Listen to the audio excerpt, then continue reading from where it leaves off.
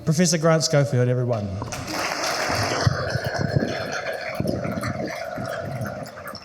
Oh, hi, thanks for coming out.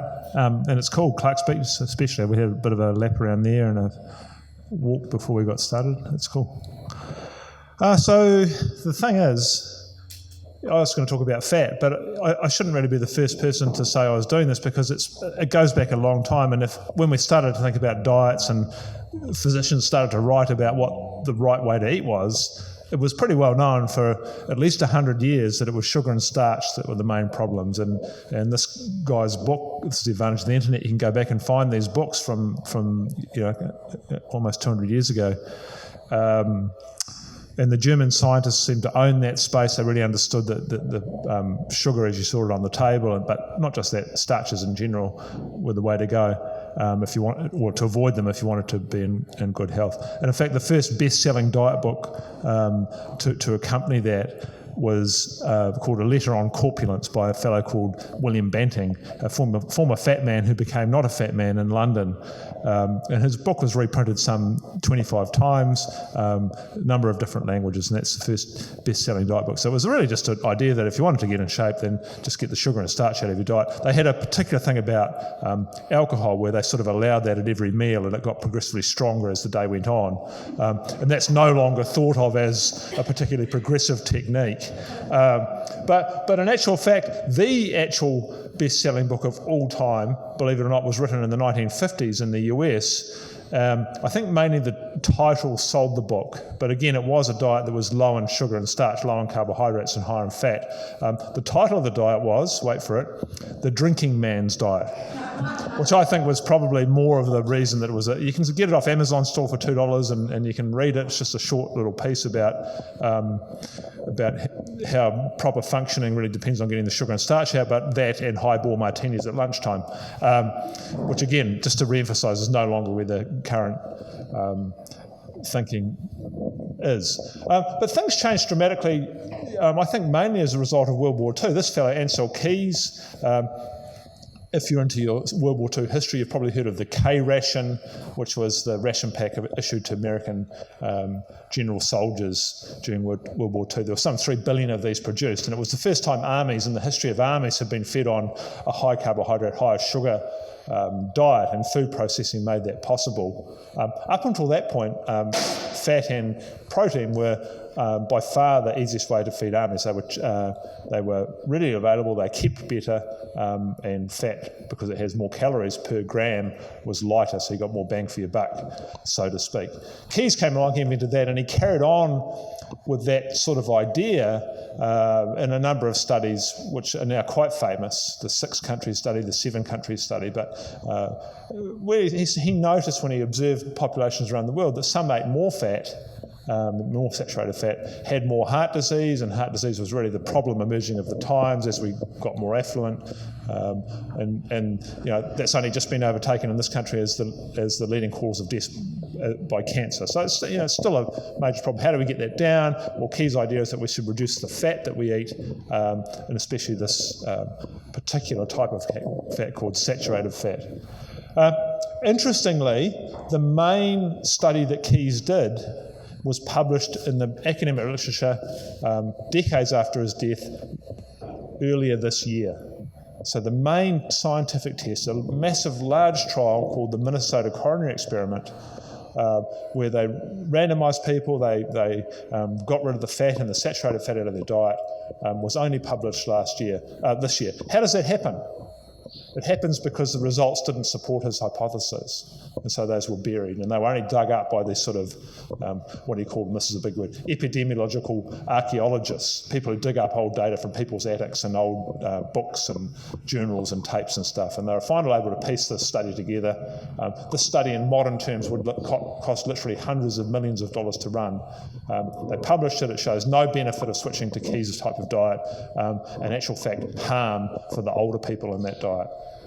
And we've seen more and more of these come out in recent times. The same was more data were discovered from the early 70s, closer to home, called the Sydney Diet Heart Study, where they took people off butter and put them on margarine, and they had more heart attacks. Whoops. So, this whole thinking around fat and saturated fat is something to think about. In actual fact, when you say saturated fat, it's almost like I'm swearing or saying something that we shouldn't say in public, like pornography or something. Everyone's like, "Oh, he said that." He said it. Don't say the word. But there's nothing to help us think that saturated fat, the fat that occurs in butter and healthy animals and these sorts of things, is particularly bad from it. All it refers to is the bonds between the carbon molecules. What you'll see up there is the top one's a saturated fat molecule. It's the shape of that is the reason why things like coconut oil and butter are generally hard at room temperature, because the molecules can pack together more tightly. The bottom one's an unsaturated fat, and that's the reason they tend to be liquid at room temperature, because they're not very straight, so they can't pack together tightly. That's the only difference. The unsaturated ones tend to oxidise and break up when you cook with them and heat them, and oxidised fats can cause problems. Saturated fat's actually a very stable, high cooking fat and lasts a long time. It was only a couple of years ago that a barrel of lard was discovered on the Scottish coast. It had washed up from a ship being sunk off the Scottish coast during World War II, and it was just fine. The Scots took it away and they used it. You would do that. You're down Clark's Beach and a barrel of lard washes up. What else would a family do? Of course you would. So we ended up with this sort of low-fat guideline, this food pyramid, despite the fact there was no real evidence for it. And it was a little bit like hedging your bets, really. It's like, well, it might not be bad for you, but, what harm could it do to avoid it anyway? And as it turns out, quite a bit of harm. And the reason for that is there's really only three, when we're talking about what we call macronutrients. We talk about carbohydrate, we talk about protein, we talk about fats. There's only three macronutrients. When you take one out, you have to replace it with something else to simply get enough energy to live. And when you take fat out, you can either replace it with carbohydrate, sugar and starch, and that provides some problems which we'll explore more in a minute, or you replace it with protein. And there's no way to store extra protein, and when you exceed your daily protein requirements, that gets turned to sugar and starch in the body anyway. So as soon as you start avoiding fat, you're eating a high carbohydrate diet. For some people, that'll be just fine, but for many of us, especially as we all get older, that'll cause problems. And you'll see these things, and this is part of the problem, isn't it? The food industry took this low-fat message and replaced it with food that's not food. Those may have whole grains in them at one point in the life cycle of something in that food, but there's certainly no actual whole grains in that food. It's endorsed by the Heart Foundation. I think the Heart Foundation in New Zealand has recently just dropped its TIC program. We'll take some credit for that. No, I doubt it. No one's going to give us any credit for that. But they say they're doing it because it's been superseded by the Health Star rating system, which we'll look at in a moment. So, we can resign this type of food to this sort of genre of medical mistake. Again, Heart Foundation endorsed, you get a free mask, that's nice. This is a perverse one. They've put their own sort of whole grain tick on there that's endorsed by the Heart Foundation as well. We've seen this whole category emerge, and I think this is a particularly perverse thing at the moment, this Health Star rating system, and really we've done it on the food companies have convinced the government that this is a good idea. This is now a national policy where food companies are encouraged to voluntarily put marks on their food with the number of stars to make food label reading easier. Just to put that in context, butter, if it were to volunteer, which it wouldn't, would get half a star. Whole milk gets 3.5 stars. Macadamia nuts, recently actual food growing on trees, gets 2 stars. Yet Kellogg's Nutrigrain, which is 33% sugar, and the rest of it is just crappy carbohydrate anyway, gets 4 stars. And Kellogg's Sultana brand, which is 27% sugar, gets 4.5 stars. Milo, which is 50% sugar, that's right, 50%, gets 4.5 stars. So the emperor's absolutely naked on this, and we can't rely, as soon as you start relying on food companies to voluntarily come to their own accord about how they should label their food, you're in for a problem. This is food that was never recently alive, is highly processed. My advice is don't go down that aisle. That's reasonable, eh? And tell everyone else to do the same. This is a modern food, is not something that has existed in the past. So I've got 3 messages today before I hand over to Caryn. And the first is that we made a massive mistake by putting people on low-fat diets, because it is about sugar and the hormones that sugar drives in your body that control everything. It controls your weight, controls your energy levels, controls your hunger, and it comes down to the hormones that are primarily around managing the sugar in your blood. So if you haven't heard, there's sugar in your blood. I think most people know that. And if your sugar goes too low, that would be terrible. You could die. That doesn't often happen. And just to illustrate that, you don't have to eat any sugar or carbohydrate to maintain a stable blood sugar. And to illustrate that the most powerfully, I think there's a nice story about the world record for the longest time without eating and being perfectly fine. Can anyone, where's the guess on that? Is it how long can you go without eating anything? It'd be just walking around quite happily, coherently, sensibly. 3 weeks? 40 days. 40 days? Yeah, that's sort of biblical, 40 days, 40 nights. Anything more? Are you scratching? Oh, sorry. Have a go anyway. What's your best guess? World record, published in medical literature. 6 weeks. So it actually turns out to be 382 days. Okay, so there needs to be some conditions met for that to happen. You need a number of stored meals around your body. And indeed, this is what happens. A Scotsman presents himself at the eating department in a Scottish hospital in 1967 and says, "I'm too fat." They look at him and they say, "Indeed you are, sir." "Yes, I'm actually 405 pounds. "Yes, that's quite fat."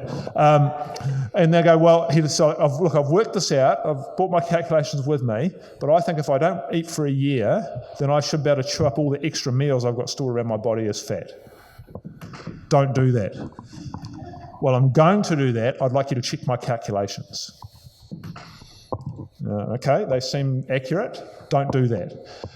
He's like, "I'm going to do it. You can either look after me or I'm going elsewhere." Like, okay, fine, we'll give you multivitamins. So they follow him, and he's just fine after 382 days of maintaining completely stable blood sugar, having completely normal energy levels. By taking the multivitamins and water, he drops his weight from 405 pounds to 180 pounds, and 5 years later he's up to 190 pounds. So, I mean, it is a strategy. It's not one that we would probably recommend. And obviously, I mean, it's not going to work for you, sir. If you're in good shape already, then you're not going to have those stored meals to access, but you don't need dietary carbohydrate to maintain that stable blood glucose. However, when you eat more blood glucose, sugar, than you need, and this comes in the form of things like table sugar, bread, pasta, rice, cereals, potatoes, they're all carbohydrates that are rapidly turned into glucose, and by the time they hit your blood, they are glucose. So they look very different, but they're still sugar. And if you eat more than that teaspoon, dissolved into 7 or 8 litres of your blood, then your body will start to move that around. It'll use it as fuel, it'll store it as fat, it'll move it. It needs to do that because sugary blood damages everything it touches. Of course, it touches everything because it's in your blood. So we produce a couple of hormones to deal with this. And the first one to think about this is a hormone called leptin. Hopefully all of you now, leptin's a hormone that's coming out of your fat cells, it's travelling up to your brain, it's saying, "Stop eating, mate, you've had enough." That's the idea of the hormone. In this mouse experiment, not that I'm really into these, but it just tells the story, the one, what you call him on the left, Lefty, I don't know if they actually name them. He hasn't got the gene for leptin, and his mate on the other side, Righty, he's genetically identical except for does produce leptin. So if you put Lefty in sort of mouse candy land with his free mouse food, he would literally eat himself till he exploded. But that's not the experiment. In the experiment, they put in identical cages with identical amounts of food, and the food's about half the amount they would need to survive in the long term. And what you notice is that the one on the right stays lean, stays healthy, scurries around. He's probably a bit hungry, who would know, but he's moving around. Lefty, on the other hand, he's stopped moving. You can get him to move, but you would have to move the food container. So without leptin, you seem to down-regulate how much you want to move. And interestingly, even with these small amounts of calories, he's preferentially putting that all into body fat at the expense of his brain, muscles and organs developing. So he's stopped moving. He started to petition all his energy into fat at the expense of everything else. You inject him with this hormone leptin, and he leaps up and starts scurrying around again, repetitions all his energy in the right way, and he's away. Take it away, back he goes. So that's leptin. Let's just bear that in mind. There's a second hormone, that one that you've probably heard of called insulin. And insulin is the most critical hormone in the human body. Without it, you will die. That's type 1 diabetes, and you have to start to inject it.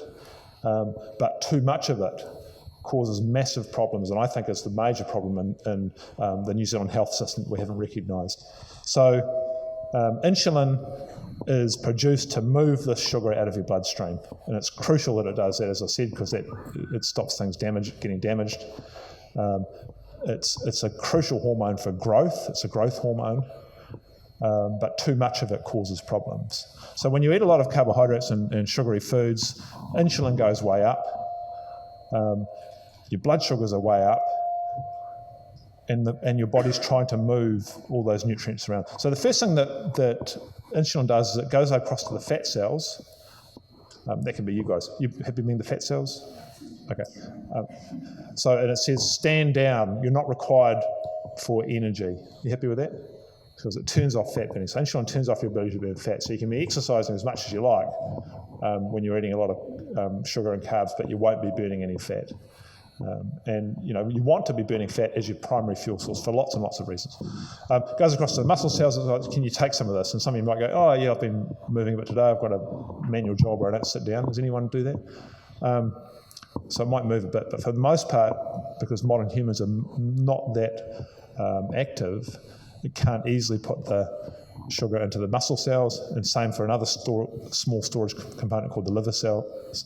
So it goes back to the fat cells, and it's like, come on, you've never let me down, and there's spare seats here, please, and it stores sugar as fat. So fat is generally made by insulin being up, and sugar acts more like fat than fat does. So we had this idea that eating fat, dietary fat, fat in your blood, and being fat are all causal and are the same thing. And you can see how that logic would work. They're spelt the same, they sort of look the same, but the basic biology isn't that. The biology is supported by this hormone insulin. And then the trick is, of course, that some of us respond differently to insulin than others. So my 15-year-old son, Sam, is highly insulin sensitive. He eats any old crap that he buys from the dairy, God knows what, and he seems to process that, and it doesn't get stored, and it just gets burned up. And his nearly 50-year-old dad is slightly more insulin resistant, and that exact same meal would have a profoundly different effect on me to make me fatter. And his poor mum, this is getting recorded, his poor mum is much more insulin resistant than either of us. So the exact same meal that Sam and I had has a profoundly different effect on the hormonal environment in her body, and in fact will make her fatter than me, and especially than Sam. And this is the unfair thing, isn't it? That so people eat the exact same food as you and turn out to be a different shape. It's because of this thing called insulin resistance. And not only that, when you're insulin resistant, something else happens. And this is in the late 90s, we started to think, well, we should just inject them with this hormone leptin, that works for the mouse. So we should just start giving people leptin injections, and perhaps they'll stop eating and and everything will return to normal. But when you're overweight and you can't control your weight and you're insulin resistant, you're actually secreting leptin at 3 times the rate than someone who's lean. But your brain can't see it because insulin interferes with leptin signaling. So you get this sort of perfect storm for gaining weight. body's desperately trying to tell the brain to stop eating, but insulin, because it's high, interferes with the whole signalling system and then nothing works. And you end up like left over here, you'll move, but only if we can move the food container. And so you start to preferentially store fat at the expense of your brain, muscle and organ development. And it's just not the situation that we need long term. You can see what this little switch is designed for. It's designed to store food as fat when there's plenty of it, because it might not always be in full supply. But there's a Foursquare across the road. There's actually plenty of food around here as far as I can tell. That's true, isn't it? Yeah. So we're not going to run out. There's no famines coming. And then the last thing about all this is, of course, and this is a slide I show in every lecture I give to my third-year students at university, is that we now know all the things that make you insulin resistant. And there are a whole lot of things that can happen to you. That's a bit... I'll read those out. So poor night's sleep makes you insulin resistant. Stress does.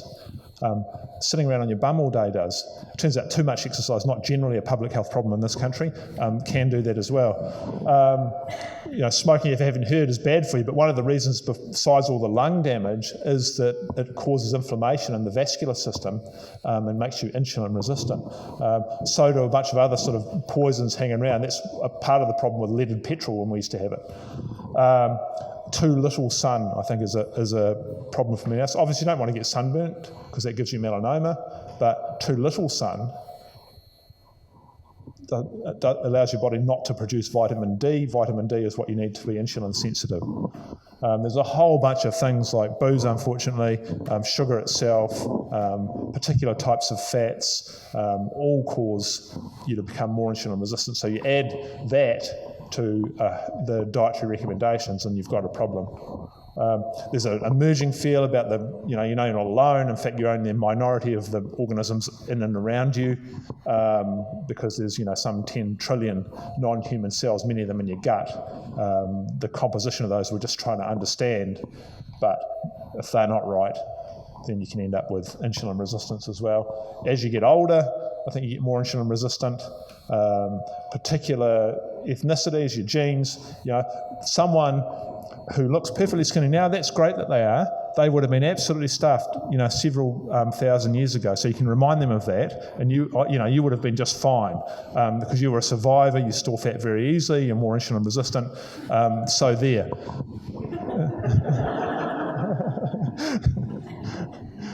But it really removes the whole idea, and I hate this. It really makes me angry with people, weight problems, and people look at them and sort of criticise and go, well, honey, you were just like me. It's a sort of skinny white dietitian thing. No offence, Caryn. But it is an occupational hazard. I go, well, I have my orange juice and my low-fat this and this and that, and I'm skinny. And so if only you ate like me, you'd be the same, and you eat like them, and you're still just the same. So it doesn't recognise that profound difference between people, and I think we can only move forward with this problem when we start to understand that. It's not a lack of individual willpower, for goodness sake. I have, my willpower's hopeless. Our whole family's hopeless. We get a bar of chocolate in our house and it's on as soon as it gets in the door. We scoff it. I don't pretend to be some sort of dietary guru in that sense. We have no willpower in our house.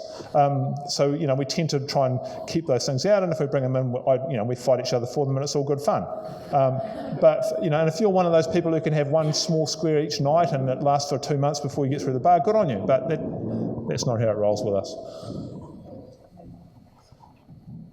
So this is just there's no point in reading this, but it's really just a new understanding is emerging in modern medicine, is that this whole idea of high insulin precedes damage to virtually every organ in your body. And so we call this condition, because in medicine you want to call something a condition, so we call high insulin hyperinsulinemia. And there's really no way of a doctor diagnosing that at the moment. They don't. But when they come and say you've got pre-diabetes, your blood sugar's out of control, you're actually 2 decades down the track of having constantly high insulin. The solution to high insulin, of course, is to get rid of all of those factors that cause insulin resistance, which is really hard because that would involve moving to some sort of society very different than our own.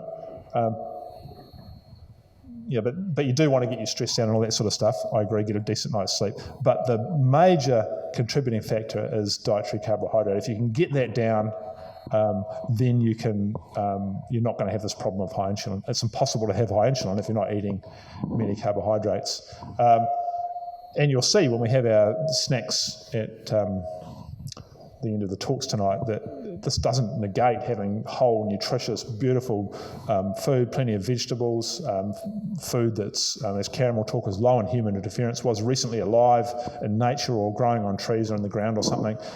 It's that sort of food. This is not a deprivation situation. Second important thing, eating fat doesn't make you fat. And that's profoundly sounds wrong. And when Caryn actually said this on national TV, there was such an outcry that she was held to task by the Dietitians Association and professional practice that no one should be saying this is fundamentally wrong. But we still hold by that statement, the idea that eating fat isn't the driving force that drives up insulin and all the hormones that makes you fat. And of course you can study this. And that's what we do. We do try. You can, the standard in science is you get a whole bunch of people, get the whole of you in here somewhere, and you go, okay, you're all new to this. We're going to randomise you to different types of diets. So you're in this group, you're in this group, you're in this group, you're in this group. So that's the randomised trial. It's a very powerful way of showing if something's effective or not. And there's been some 50 of these done with these types of diets. And what I've done here, this takes a little bit of getting your head around, but each one of these 4 things going downwards is a different type of diet. At the top you've got the low carbohydrate, high fat diet, which is what I'm talking, healthy fat. The 2 middle ones are more of a Mediterranean diet, so they're moderate fat, moderate carbohydrate. And the bottom one is a low fat, high carbohydrate, more of the Heart Foundation type recommendations that we've seen over the last 30 or 40 years. And each bar in this represents what happens to someone after a year on that diet. Some people on the far left lose a lot of weight. You could say all those people in the green lost some weight. Some people, nothing happened to them. And some people actually, unfortunately, got fatter during the course of the trial. And that's what happens in every sort of medical trial. Some people benefit. Some people, nothing happens. Some people are harmed. Some people benefit. Some people, nothing happens. Some people are harmed. Some people benefit.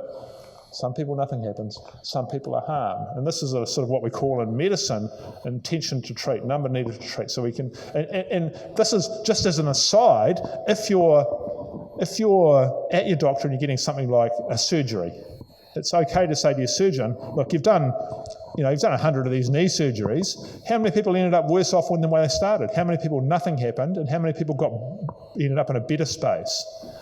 That's a question they should be able to answer. I did ask my surgeon and he looked at me dumbly, but that's a reasonable question to ask. And so, as an example, there's a particular type of back surgery where they fuse vertebrae together with a ceramic glue. There was 1 million of these carried out in the US last year. For every 18 operations done, 1 person improves above when they started, 4 people get worse, and the other 13, nothing changes. Would you choose it on those odds? No, so I don't think you would, but people do because they don't have this explained to them. And here's the diet results. Here's the weight loss on different types of diet. Yes, some are effective. All have an effect for some people. Some people get fatter on all of them. But on balance, you would say the low carbohydrate one has the best, least harm and the most benefit. And then you can do something even more powerful. You can go back afterwards and investigate the data and go, well, is there anything special about predicting who does well here? And there is, and this is a really important thing. So these are the best diet. The one on the right is the low carb. The worst diet is the one on the left, the low fat. And you look at weight loss by insulin sensitivity. So insulin sensitive people only lose weight on the low fat diet. And that's the unfair thing about it. The people who most deserve and need the help when they eat the way we've been told for the last 40 years run the risk of getting no benefit. Whereas the low carb one doesn't discriminate, people are equally getting benefit. So that's, we do science on this. We've done our own trial with the New Zealand Defence Force. Caryn's just written that up for publication actually. It was originally called the Shrinking Uniforms Project because of the difficulty that people had going to sea because they were too fat and the uniforms no longer fitted. And we had we had pretty similar results to this, much better weight loss on the low carbohydrate, healthy fat diet than the conventional approach. I'm just going to skip that bit and talk about this. I call it fat phobia. And I think that's the thing, because you say fat and people sort of look at you funny. And actually, did anyone see Country Calendar on Saturday night at 7 o'clock?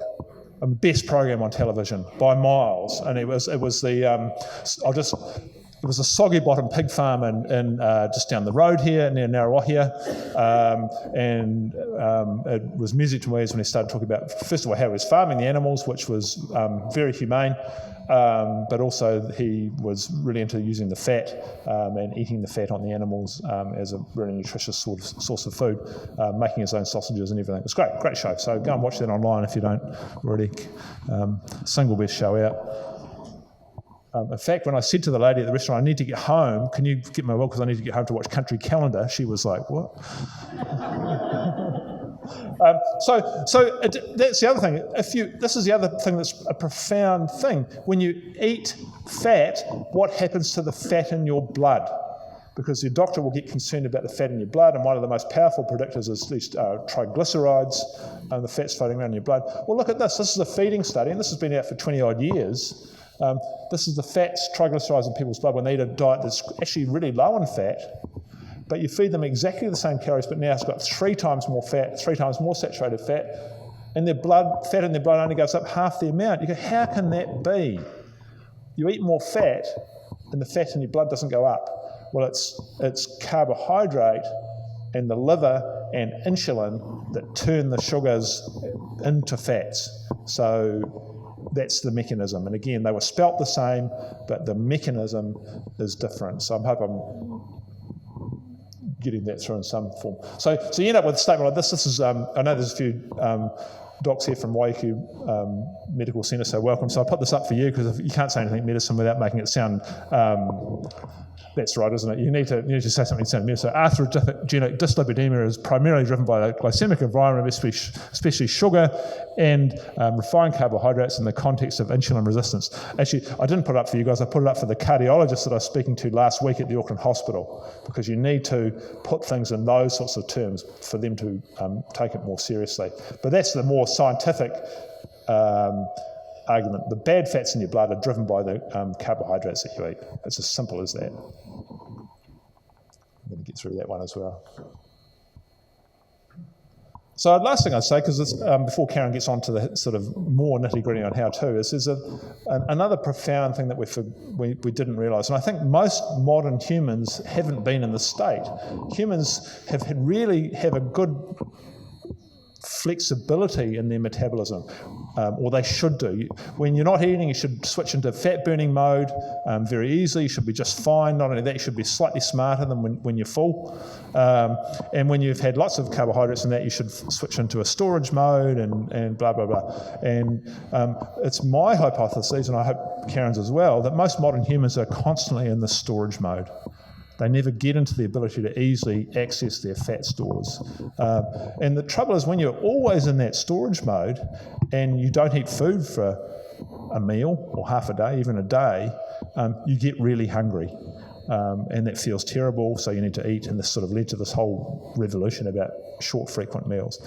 But if you deprive yourself of carbohydrates in a fairly strict fashion for at least several days, then your whole metabolism rapidly switches to being able to almost double its ability to oxidise fat and use that as its primary fuel source. You think clearly, your energy levels are good, you can easily miss meals, and I think hopefully we'll talk about fasting and intermittent fasting in the Q&A time.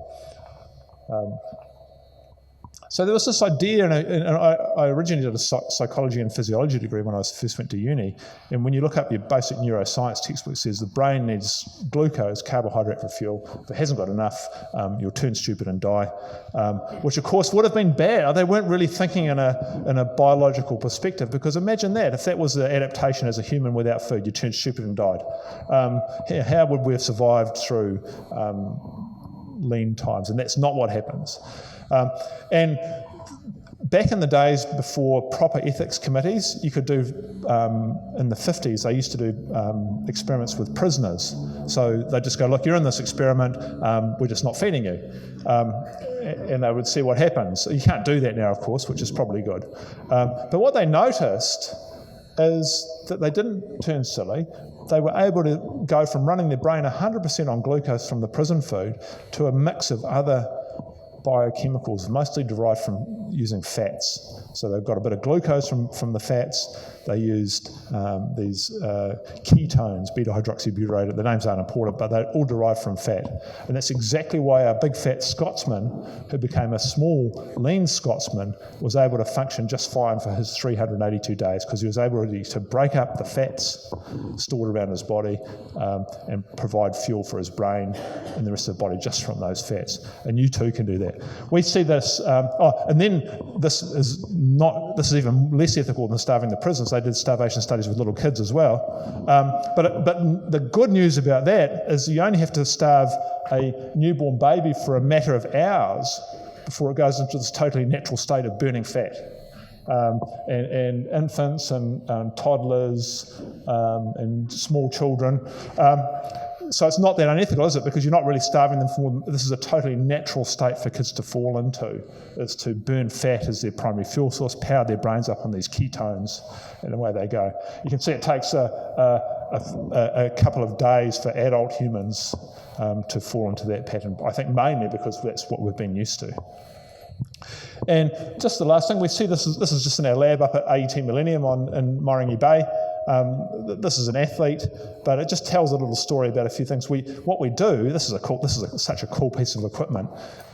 You get them either running on a treadmill or biking, and you slowly increase the pace or the power they have to produce on their bike, and we measure the expired air that comes out while they're exercising.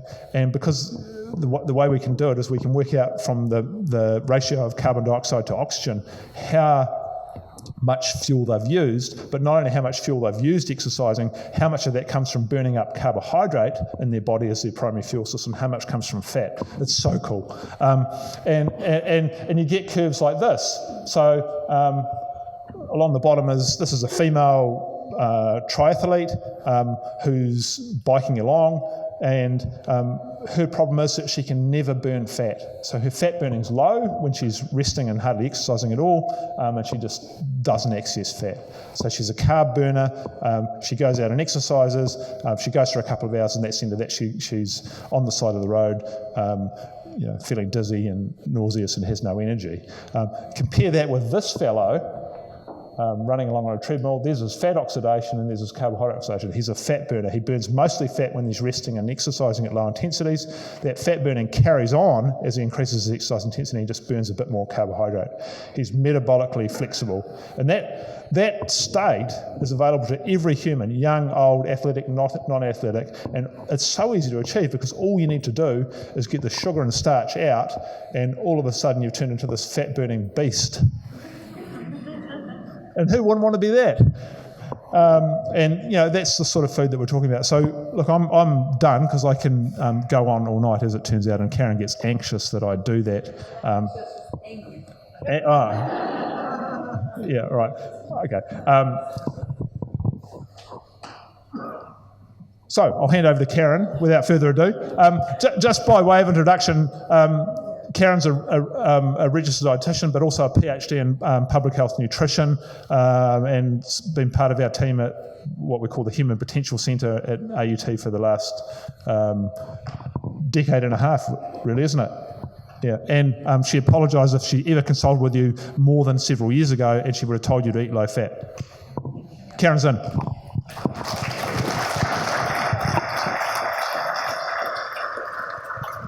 Thank you, Grant. I have a confession to make. I am a skinny white dietitian, and if I did start the morning off with orange juice and, rice, what do you call it?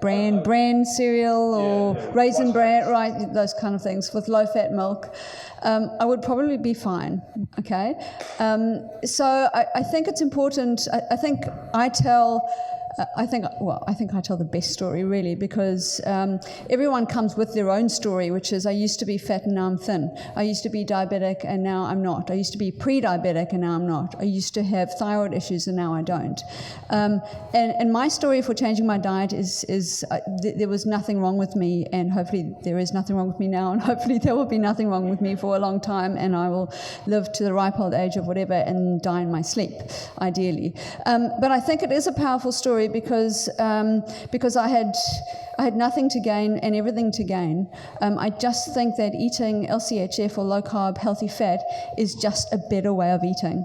You get better quality nutrients. Your nutrients that you get from your food become more bioavailable to your body if you eat this way.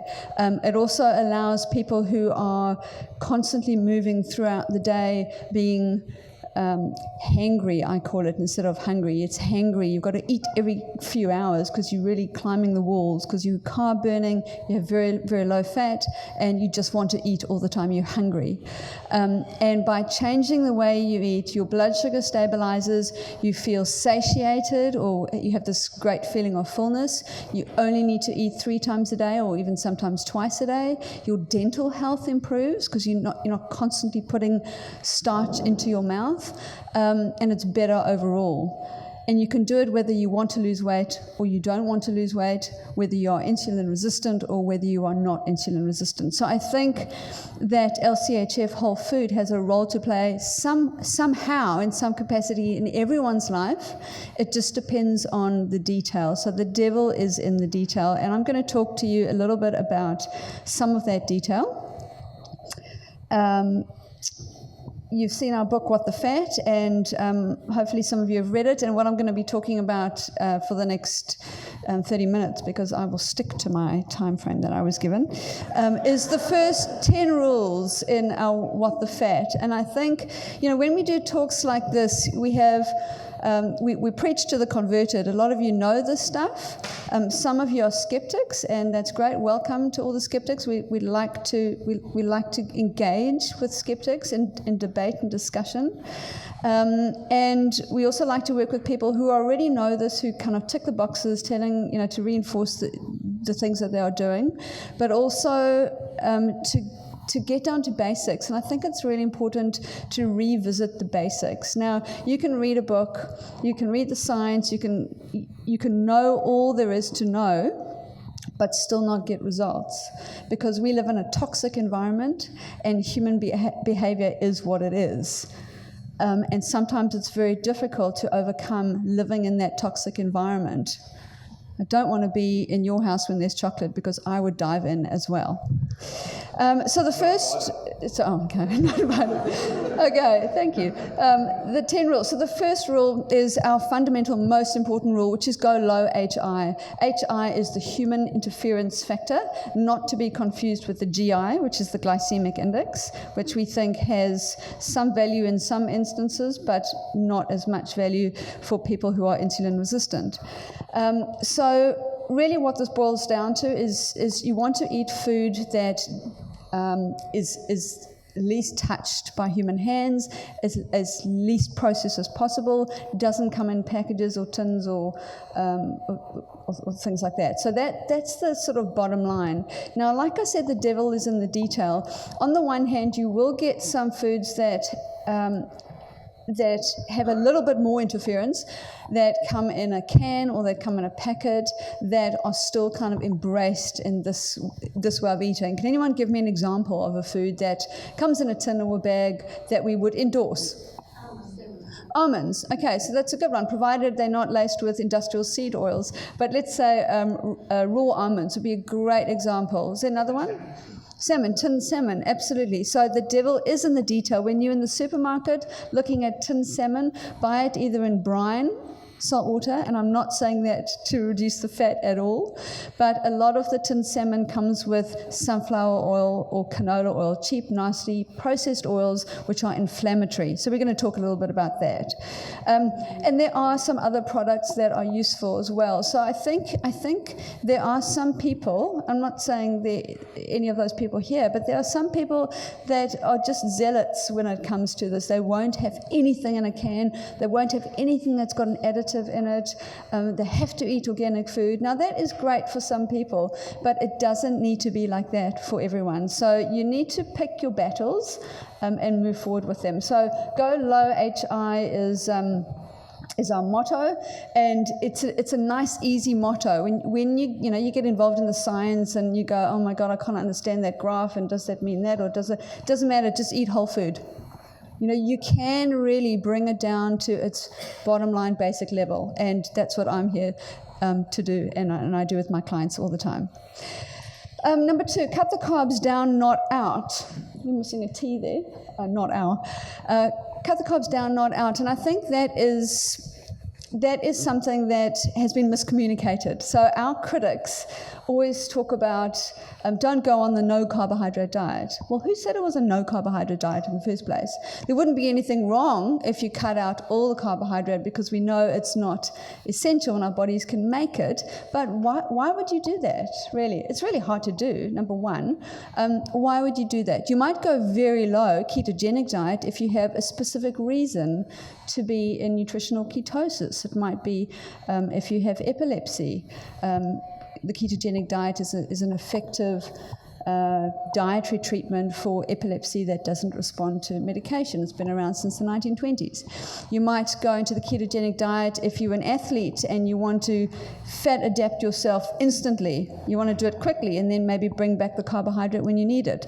So there might be some reasons, but I think a lot of people would get a lot of benefit by reducing their carbohydrate in some shape or form. So if you're eating 500 and you drop down to 200 grams of carbohydrate, that's still a lower carbohydrate diet. It might not be low, but because there is no formal global definition, it's really about your overall carbohydrate load and dropping it down from where your baseline starts. Because your baseline could be 120, in which case you might need to drop it down closer to 50 to get your results. So that's where the devil is. But I would recommend people get most of their carbohydrates from vegetables, definitely unlimited non-starchy vegetables. Some starchy vegetables in there, those who are more extreme, you might need to limit them, but I don't have a big problem with starchy vegetables, and I still cannot figure it out, maybe you can educate me on the way home in the car, why people avoid potatoes but eat kumara. I'm not sure about that, because the nutritional composition is very, very similar, and the effect on blood sugar is reasonably similar. So I'm not totally sure about that. But whatever you... Okay, kumara's from New Zealand. No, thanks, I'll take that. But if you're having kumara and potato, you're going to have a small amount anyway, and you're going to combine it with non-starchy vegetables. That's the best way to do your combos. So carbs from vegetables, some fruit. Interestingly, on fruit, when you look at mainstream high-carb, low-fat guidelines, what does 5 plus a day mean? Yeah, how many fruit?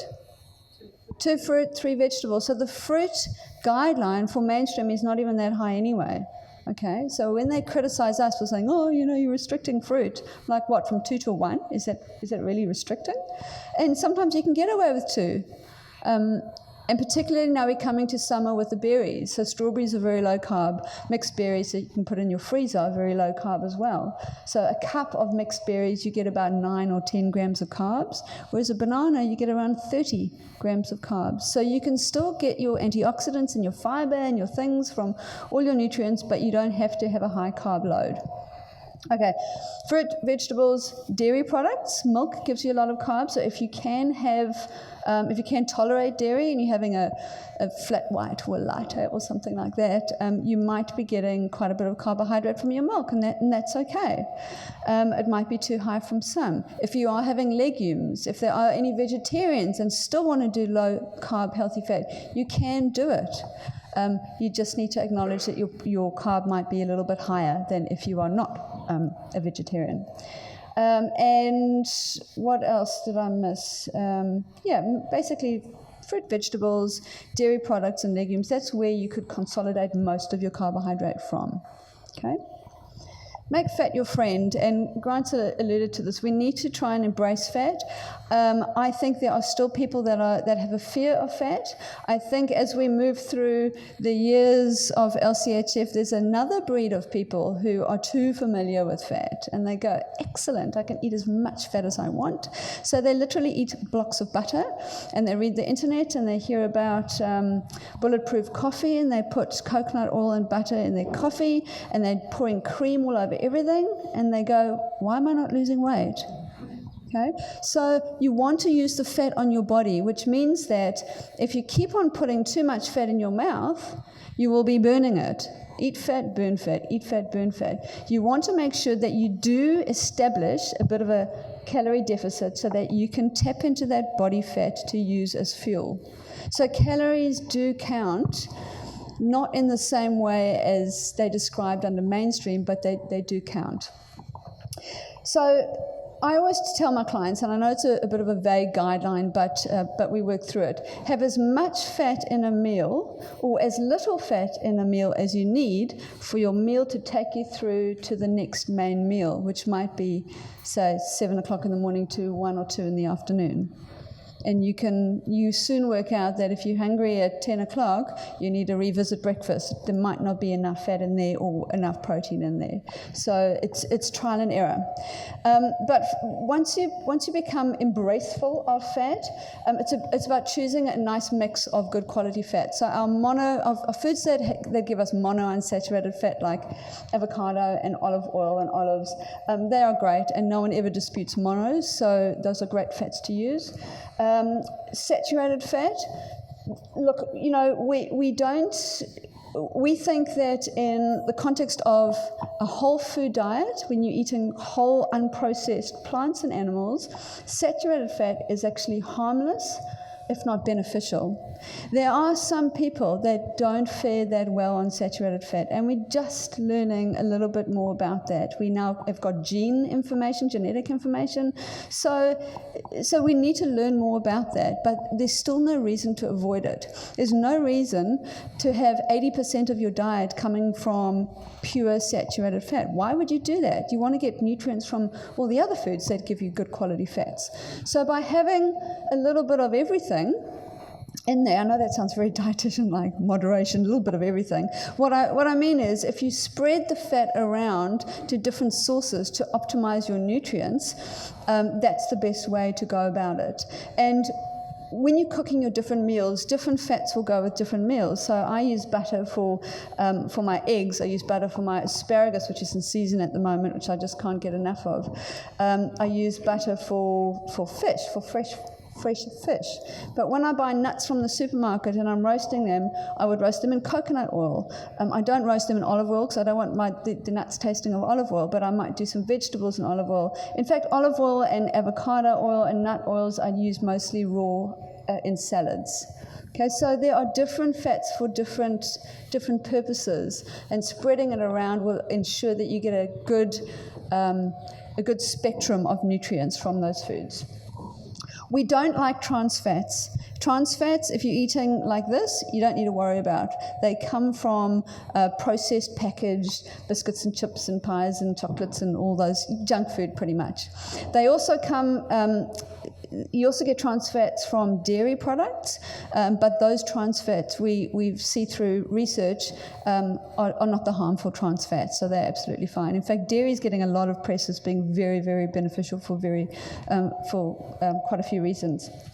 So we don't like trans fats, and we don't like high omega-6 polyunsaturated fats.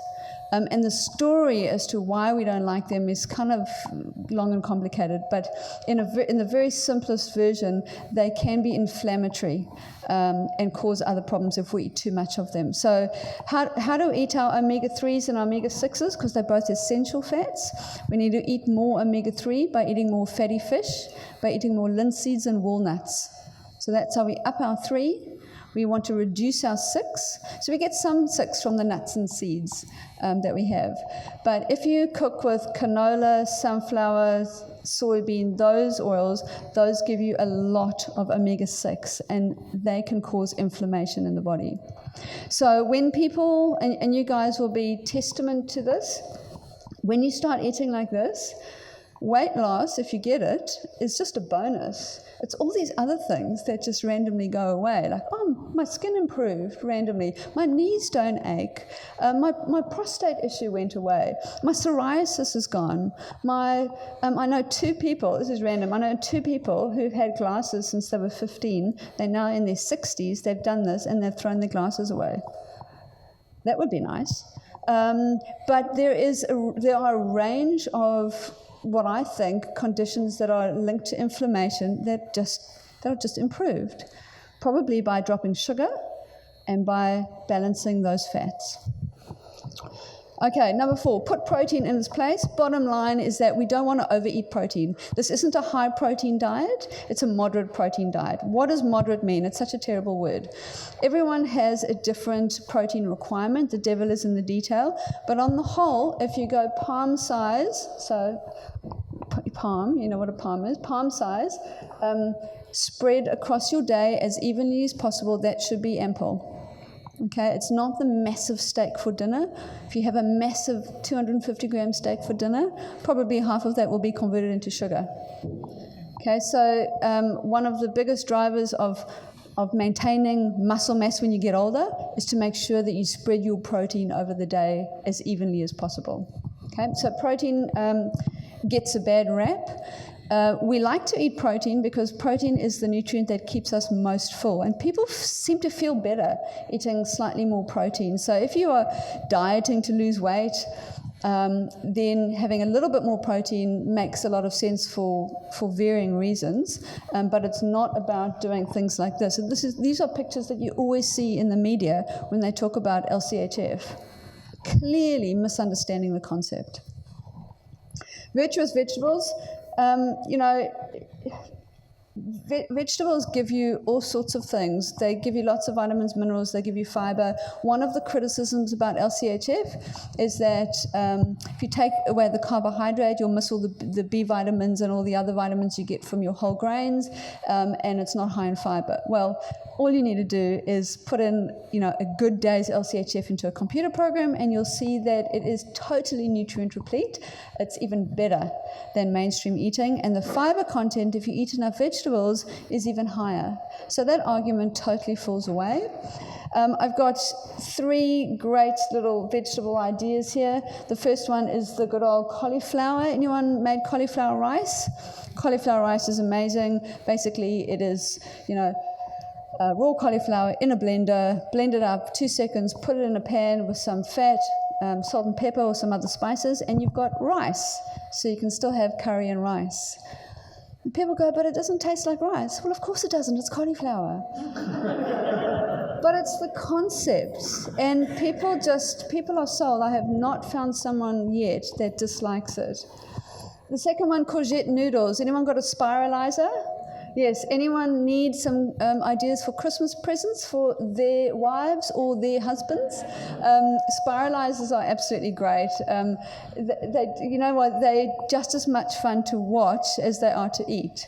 They're very cool. So you can do your spaghetti bolognese, and you've got noodles. And if you overeat, who overeats spaghetti bolognese? I always overeat spaghetti bolognese. So if you overeat it, you're just overeating a bit of vegetable. No problem at all. Well, less of a problem, really. And then we've got spaghetti squash over there. Has anyone seen spaghetti squash? In the supermarket, it's not super common, but you can, pop it in the oven, put it in the oven, bake it for 45 minutes, and then you can kind of scrape out the noodles, and it goes really far as well, which makes it quite cheap to feed the family. And of course, this one, which just looks like an unappetizing burger on that screen, but it looks really delicious on this screen. Those aren't buns; they are portobello mushrooms. So you can use those as buns and still engage with your family and make homemade hamburgers, which are quite a nice, fun activity to do. You can also make cauliflower pizza bases and cauliflower taco and all sorts of things if you want to get creative, but you don't have to. You can eat in a very, very basic way and get adequate nutrients. Number 6, eat on cue. This way of eating, what I like about it, it allows you to become more in tune with your hunger and fullness cues. And I used to be that person that was really scared of feeling hungry. I didn't like that feeling at all. So my classic story is that I'd go to the airport, going somewhere, and I'd always have in my bag at least 2 muesli bars. In case I got hungry, I could at least have some high-carb, low-fat stuff to fill me up. And nowadays, I take going to the airport as a good opportunity to either not eat at all if I don't find something suitable, and actually embrace the hunger. And when you actually change your mindset and you go, bring it on, you find that the hunger you get is not really that hangry feeling. It's not the climbing the wall. It's like, oh, so I'm a little bit hungry. Okay, wait 10 minutes. Oh, the hunger's gone. And you'll really find that happens with LCHF eating. Of course, we don't only eat when we are hungry, and that's one of the biggest problems with adherence to any way of eating, is that we eat for so many different reasons. We eat when we're happy, we eat when we're sad, we eat when we're bored, we eat when we're depressed. We eat for any kind of cultural occasion. So that is where the behavior sort of modification comes in, and there are various tricks of the trades, and I think intermittent fasting is quite a good one to use there. If you know you've got a function coming up and you just know that you're going to be overeating, well then just don't eat during the day, do an intermittent fast. And in that way you can sort of nicely control your calories if that's what you're after. And chances are you'll go to your function and feel so virtuous anyway, you probably won't eat anywhere near the amount that you were planning on. Rule number 7, sort your support. For those of you who are doing this and are into it will know that it's best done when you've got good supportive people around you, particularly in the workplace. How many of you go to the workplace, either little lunchroom or kitchen room, and there are biscuits sitting there and there's sausage rolls and things that you don't want to eat? Is that common? Yeah, and everyone's sitting around there, and so you're faced with your willpower, and chances are, so everyone's engaging, but chances are probably only about 1 out of 10 people actually want to be doing that. If you really talk to people, no one wants to eat biscuits, but it's there, so they do. So you can become the champion in your workplace, and you can say, I'm going to be in charge of morning teas. There are not going to be any. End. Or you can do something like we'll see later, like bits of cucumber with some cream cheese and little bits of herbs on and some salt or pepper. Do something creative. But once you have that supportive environment and you walk into the tea room, you can pick up a piece of cucumber and it tastes nice and you feel good.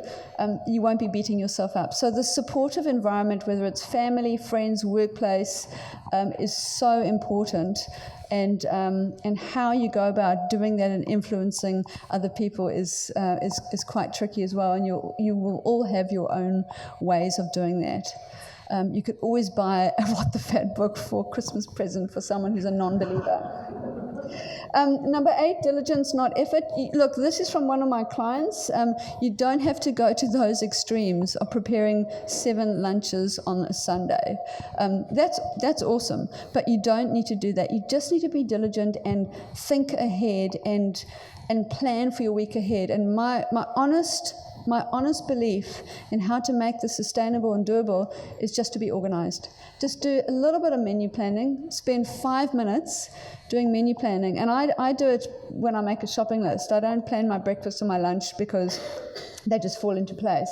But every night I want something different for dinner, so I'll plan write it down or type it on my phone. Monday night I'm going to have fish, Tuesday night I'm going to have chicken, Wednesday night I'm going to whatever, and then go to the supermarket. That's my list, and then you're done. If you are driving home during a weekday thinking about what you're going to be having for dinner, it's not going to work. You need to know before the week starts roughly what's going to happen. And it might be, boiling up 10 eggs on a Sunday night so you can grab it and put it in your lunch and go.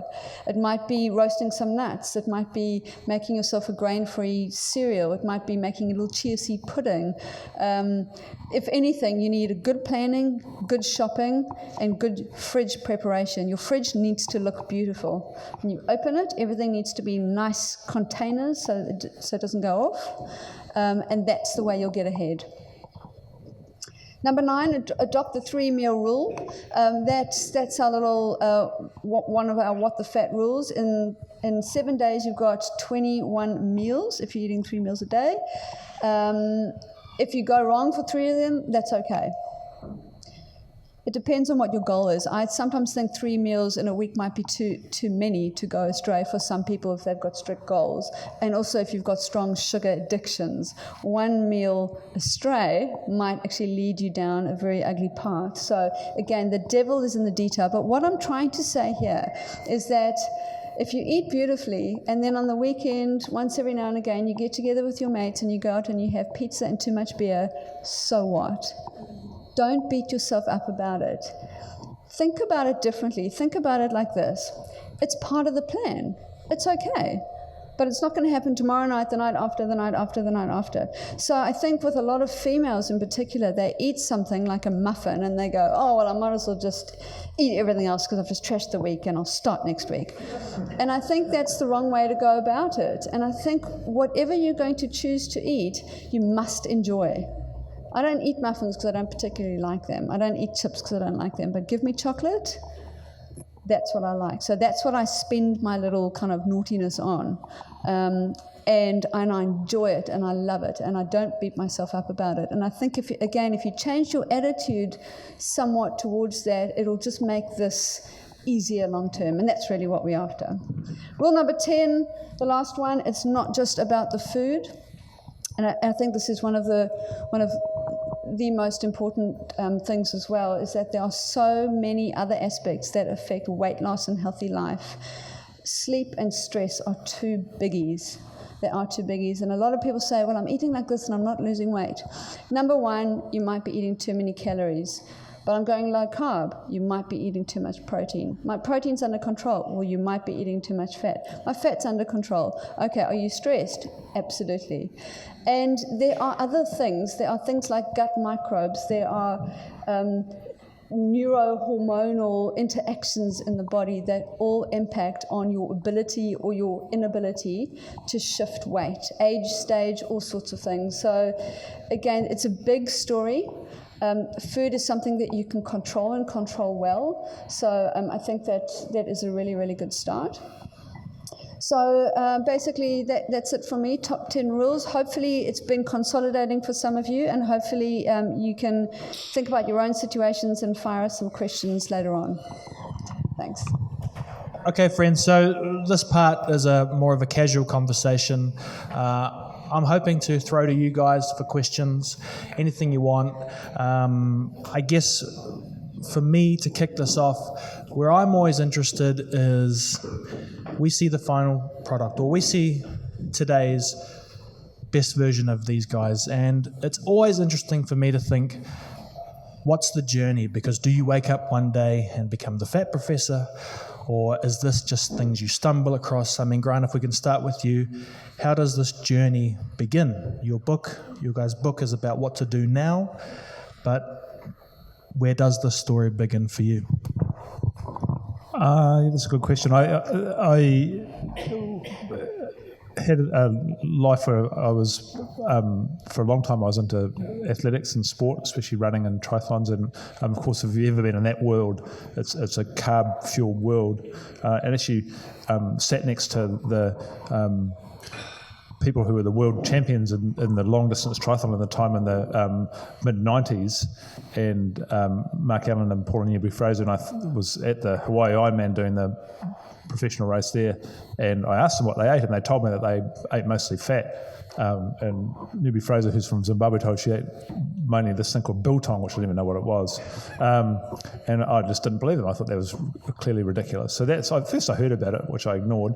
And then I ended up doing quite a lot of work in the World Health Organization's Pacific region for non-communicable disease. And the paradox should be striking there when you go to the islands that persist on higher fat whole food diets, and they basically do what I would call living long and dropping dead. So they're extensively healthy. End of life comes very quickly for sort of benign, unknown reasons, and all of a sudden you've had a good, long, healthy, happy life. And then you go to elsewhere in the Pacific where they've started to do what we've told them to do, eating more processed, refined carbohydrates, and the exact opposite happens: diabetes running out of control. One island in Tarawa, which is part of Kiribati, most well known for the Battle of Tarawa, for a town of 40,000, they're amputating about 25 limbs a month from diabetes complications. You just do the maths of the cumulative number, and so that's why there's a lot of people getting around on crutches and in wheelchairs of just complications, and half the population has diabetes. So that, and then we started experimenting with this ourselves and with our athletes, and everything changed. I actually had inflamed lymph nodes from overtraining and my sport that lasted for a decade, couldn't figure how to get them down.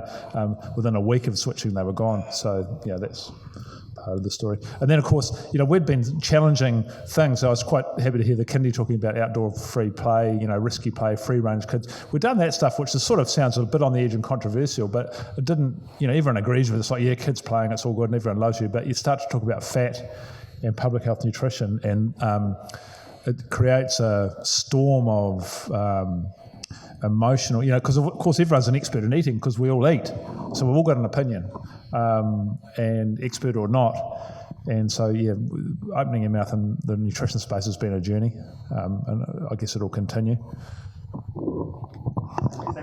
Same question. Okay, so my journey, I guess, starts when I studied to be a dietitian, and I was just told how it was, and embarrassingly, I never questioned anything. I just took it how it was. Neither did any of my class members, and there was just a trust that there was evidence, these are the guidelines, and this is what you do, this is our paradigm, and that was me. That was my career. This might sound quite weird to you, me sitting here, but I've never been a great leader. I love to be involved in team research. I'm a great team player, but I don't like, bucking the system. I don't like causing attention. That's not my personality. So this is totally out of kilter with who I am. But once you go there, you can't really turn back. And I think, I've been working with Grant for a long time, and as you can tell, he's quite a kind of passionate guy, and every day he comes to work with some new wonderful idea, and it's like, oh yeah, whatever. And then one day he said to me, oh, what's all this low carb stuff? I'm like, oh yeah, well I can keep him quiet on this one. And I'll never forget, we were standing outside those two consulting offices at HPC, and Grant says to me, so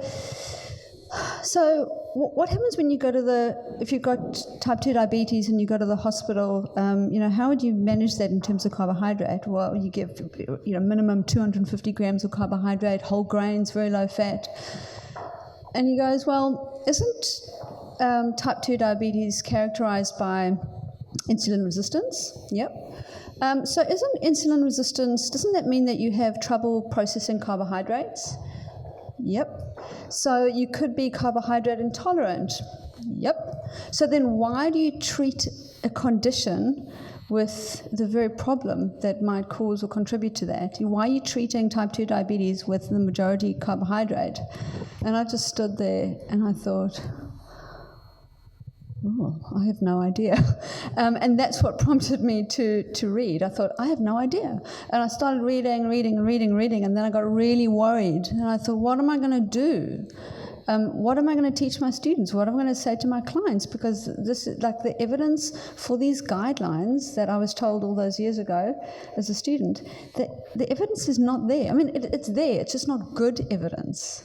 And there's better evidence. There's not a huge amount of evidence for LCHF, but that's growing. What about that first time you told someone to eat full-fat dairy? Yeah, so of course, this all happened in sort of October, November, and I thought, I'm just going to reevaluate over Christmas, and I might have to change my profession because I just don't know. I was seriously confused about this. And I had, Christmas holiday, came back, and I thought, I'm convinced I've got to do this. So this is how I now eat and how I was eating, and I thought I'm going to unleash this on my clients. And of course, the first client that I said, get rid of the margarine, put the butter in there, and as I said it, and I said full fat milk, it was like coming out in slow motion, and I was thinking, I can't believe it. And I just got cold and my hair was standing on end. That's how powerful dogma is. And then it just spiraled, and I'm here. But like I said, once you go down that track and you see the benefit and you feel the benefit, there's absolutely no turning back. And I've been involved in Tim, like South African guys, long story there, but to cut it short, I do believe now, it's all about ethics and all this stuff, I do believe that it's unethical to give a high-carb, low-fat diet to the majority of our population groups. I think the ethics are compromised. Anyway. It's just really nice to break you guys away from having to perform for us, where it's more about what you actually think as well as what you have to say for your public side. So is there any questions in that kind of vein? I mean, this is your chance, team. We can read the book, we can dissect it, but we have them here, and we should take that chance, because chances are tomorrow when someone says, so what's that, what the fat thing about? If you don't have your book, we might, need to have a quick response, and maybe we can follow that up with what we can say to people. Questions? Hi. I have slowly been learning a little bit about this way of living, and my question is around cholesterol. I am very sceptical about the medical profession's take on cholesterol, and I'm interested to hear what your thoughts are on that. And, is high cholesterol bad? I mean, I've got a family with heart disease problems, and everybody's got high cholesterol. I've actually yet to know of anyone who's died from high cholesterol, but and I didn't know anyone that's actually had their cholesterol controlled by medication either.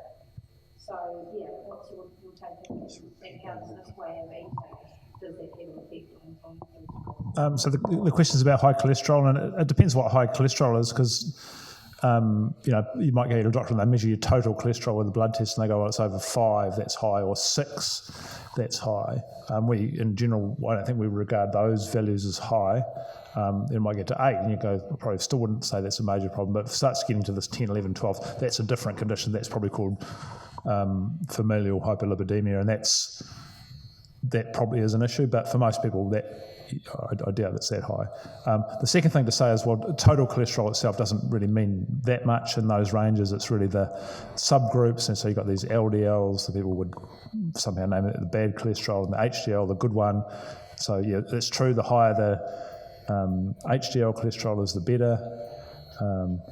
The LDL cholesterol, now we've learned that that's got two subgroups, so the science gets more complicated, and there's small dense ones and large buoyant ones. It's only the small dense ones that are problematic.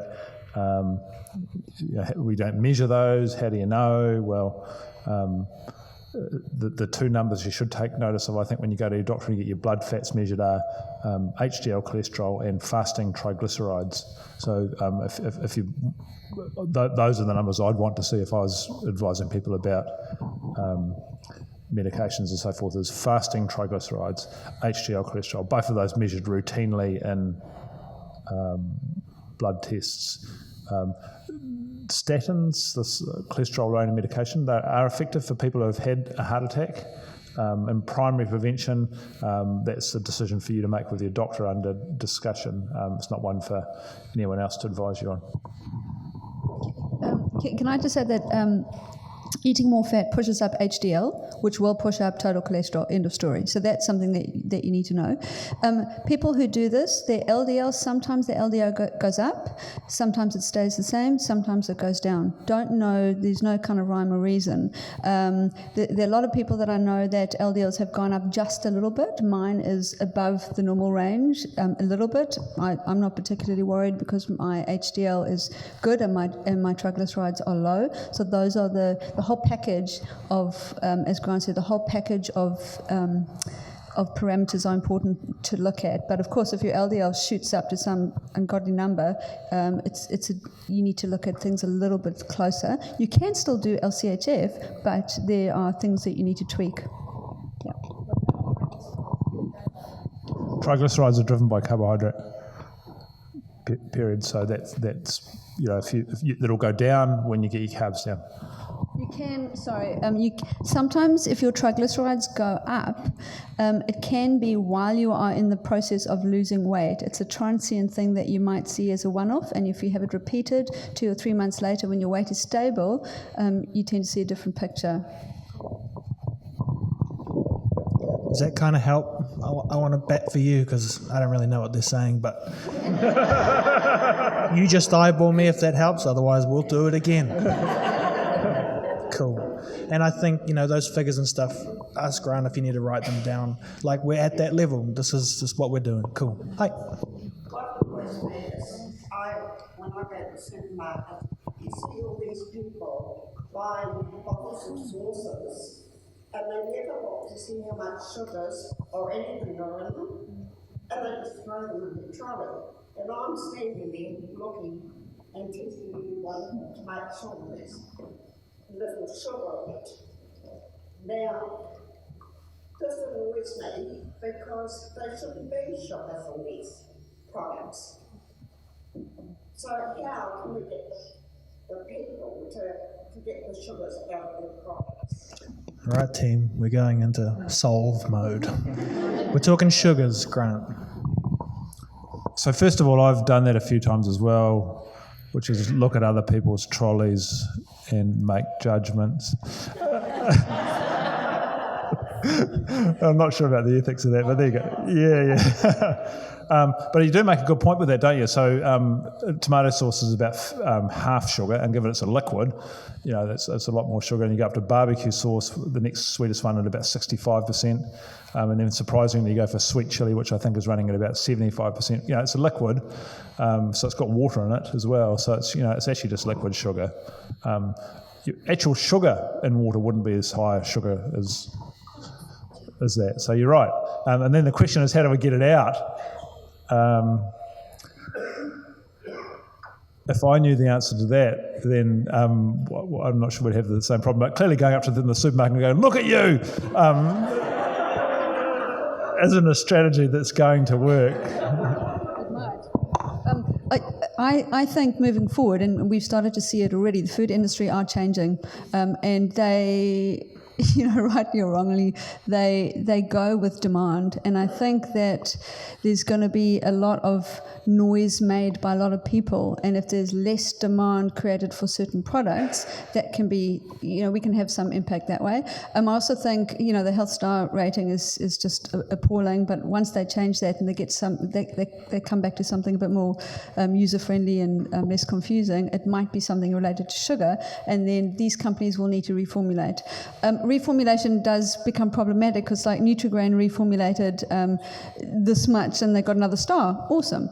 So it's still a packaged product. So I think we just need to put the food industry aside for the moment and go, you know what, they're all about the bottom line, which is the dollar, and we need to spread the message as far and wide that we possibly can to shop vegetable shops, local produce, butcheries, and boycott supermarkets. Yeah. And also more on that, I mean, the reason I would come here in the first place is I'm convinced that the bottom up is the only approach. And the lady that won the book, who's come from Tauranga and lost some ridiculous amount of weight and is now going to give it to someone else and doing this and that, that's how change actually happens in the world. And I used to think that you'd change the nutrition guidelines or the star rating and it would all be better, and I just think that's actually naive now on my part, and I wish I hadn't thought that, but now I'm here for that exact reason, because change only happens here, one person at a time.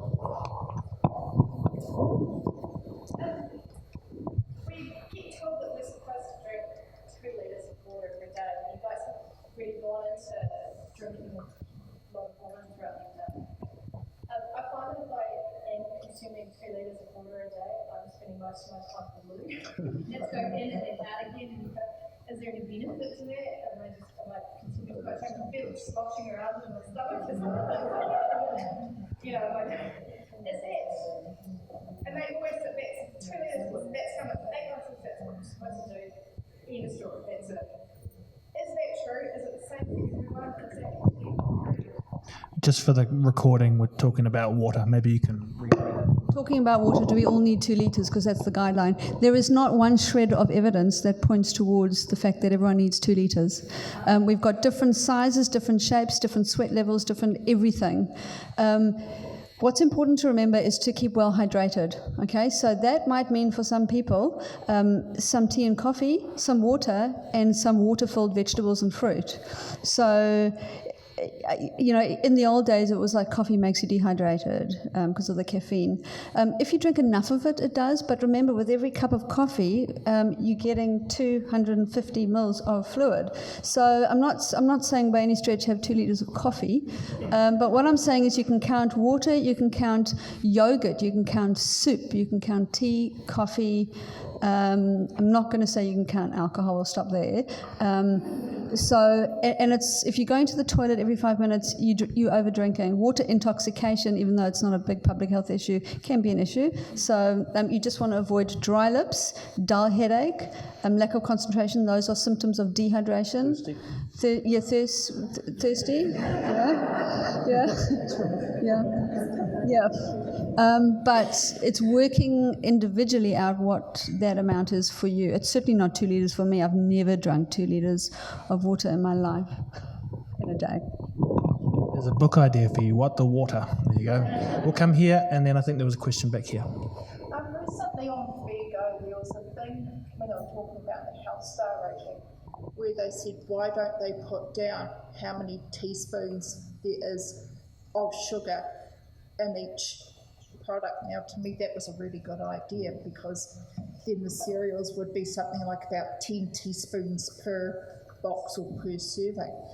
Now, they're saying, the government, that it's not a good idea because it would be bad for whatever. Now, do you think eventually they might come down to that rather than the star rating, or do you think that's a pie in the sky idea for us to live? Well, it'd have to be mandatory for that to work, right? Because no one's going to voluntarily put a gazillion teaspoons of sugar on the side of the barbecue sauce bottle. So, it would have to be mandatory. The trouble is that the current system is voluntary, so it sort of works the other way to try and make your crappy stuff look good. So that will just make the crappy stuff look bad. So I can't see it happening anytime soon, to be honest, but I think it's a good idea. And we could make our own ones and stick them on. You could do that in the supermarket. You'd sneak in.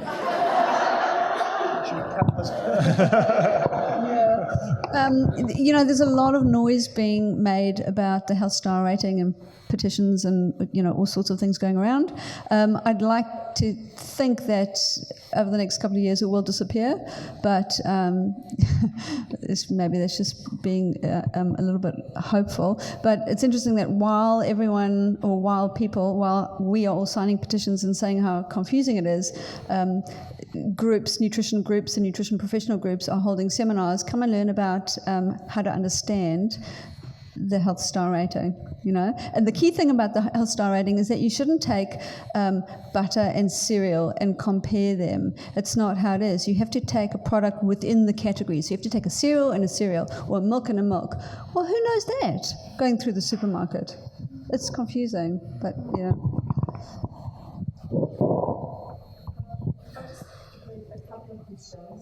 Firstly, it's a healthy lifestyle for young children, so daily cooking for everybody in the family. And also, you mentioned about exercise, too much exercise. How much is too much? Just maybe repeat a bit. Yeah, so I think the first question is about families. So maybe I've got a wife, a dog, and 3 boys. And I've got a 6, a 14 and 15-year-old. So, for the majority of meals that we cook at home, they are relatively low carb. The boys have no idea about the fact they're on any sort of low carb diet. On the other hand, I don't restrict. No one's got a weight problem. No one's got any metabolic problems. I don't restrict that. Teenage boys, they go to the dairy and buy God knows what. And there's very little control you got over that. And, I'd prefer that wasn't the case, but that's just the way it rolls. School lunches in my family, I still find school lunches the hardest things. I hate making them, pain in the ass. And if anyone's a parent of high school kids, they come back and they've eaten all the crap and all the good stuff still there. So it's, I still struggle with school lunches. But in our house, I at least concentrate on, we have a really good breakfast, so we'll have eggs, most mornings of some sort, smoothies as well. My 6-year-old seems to have a 3-course meal in the morning for some reason. I have no idea why. And so that seems to last them quite well most of the day, and we do have a decent dinner. So, I find parenting and feeding my kids to a standard that would be some sort of ideal that I'd hold up in that book actually bloody hard. And so, that's just being honest about it. What was the other part? Oh, exercise. How much is too much?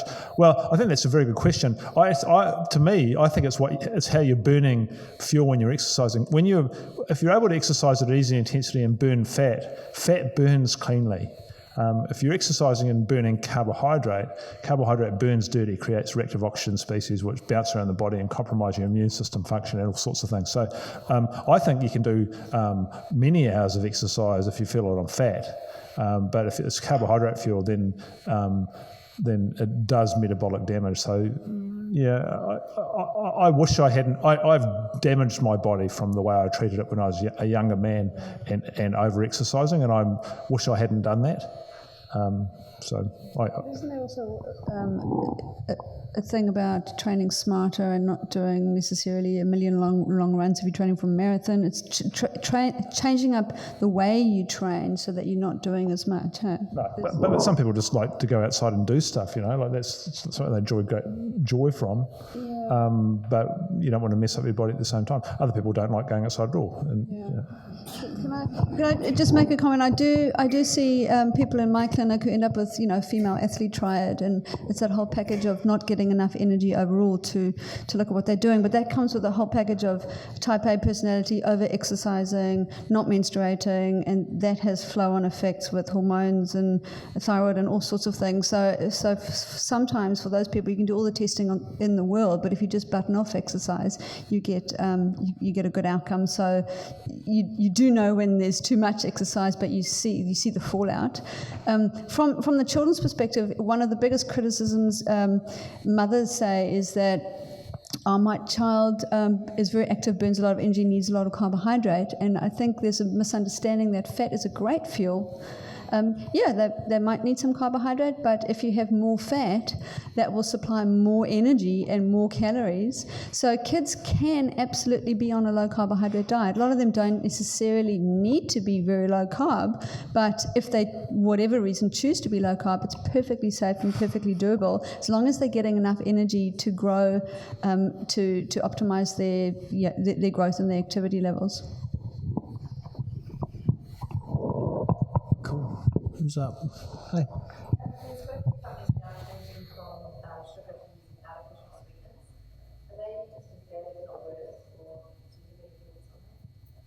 Sweetness.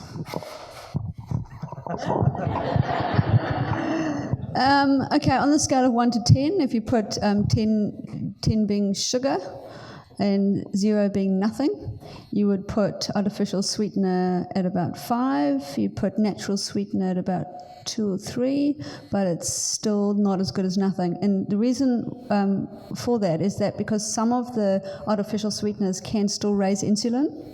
The natural sweeteners are way better, and like stevia, xylitol, those sort of things can be used in baking if you're into baking. But the thing is that you still hold on to that sweet palate if you have it too often. So 1, we're trying to get people eating better, but 2, we're also trying to get people off a sweet palate. And that would be another reason to use it.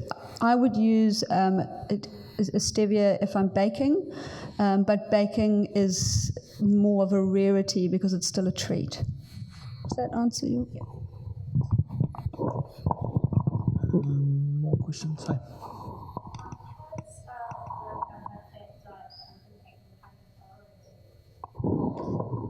Actually, you do know more than me about that.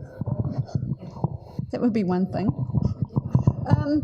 It's interesting. I mean, that's actually a massive topic, and I think And I think there's a lot of misunderstanding about it. And I think there's a certain percentage of people that don't fare that well on very, very low carb, and they can present with low thyroid symptoms. Okay, so typically if your hair falls out, or if you get cold extremities, that could be one or few symptoms of low thyroid.